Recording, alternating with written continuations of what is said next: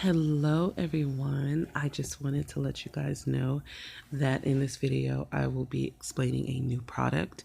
The very beginning of this video did get cut. I'm not really sure what happened to it, but what I was trying to say was phone grips. You didn't miss much, that was basically it, but I just thought I would let you guys know that that got cut. If you want to find out some more information on these, just keep watching.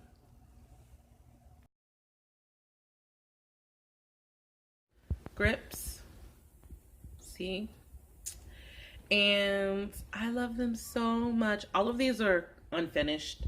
Right now I'm just putting designs and stuff on them. Like this one here, I just added these flowers. You can still see that the adhesive is wet.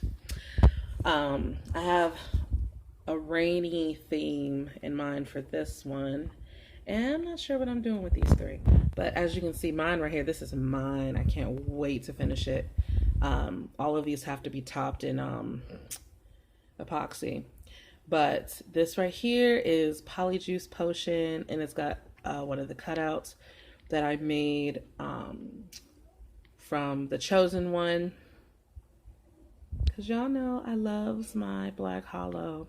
These won't be done until I finish doing whatever designs I choose, and then I'm going to coat them in epoxy to protect the design.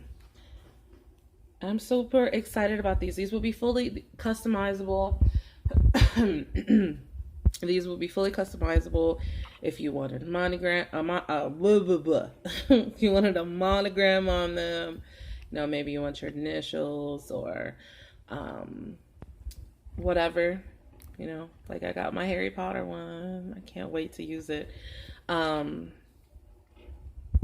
Or if you just wanted a glitter, then, you know, like this one, you just wanted to leave it like this, that's totally fine too.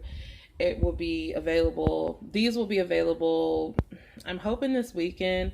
I mean, I can start taking pre-orders for customs right now.